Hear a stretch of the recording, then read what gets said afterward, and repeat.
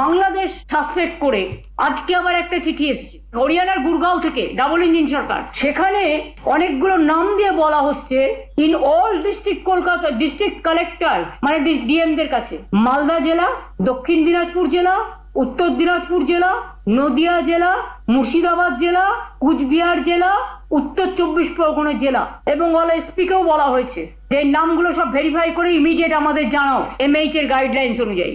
নাম আছে 52 জনের। এরা কি চাইছে, বাংলাটাকে দখল করতে নাকি? মানে গায়ের জোরে বাংলা রাজ্যটাকে উঠিয়ে দিতে? ভাষা সন্ত্রাস চলছে, মানুষের উপর অত্যাচার সন্ত্রাস চলছে।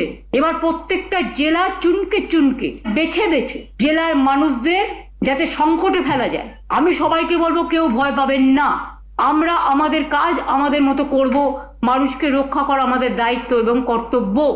এই সব করে ভোটার লিস্ট থেকে নাম বাদ দিয়ে বিজেপি যদি মনে করেন মহারাষ্ট্র দিল্লির মতো বাংলায় জিতবেন, তাহলে ভুল করছেন।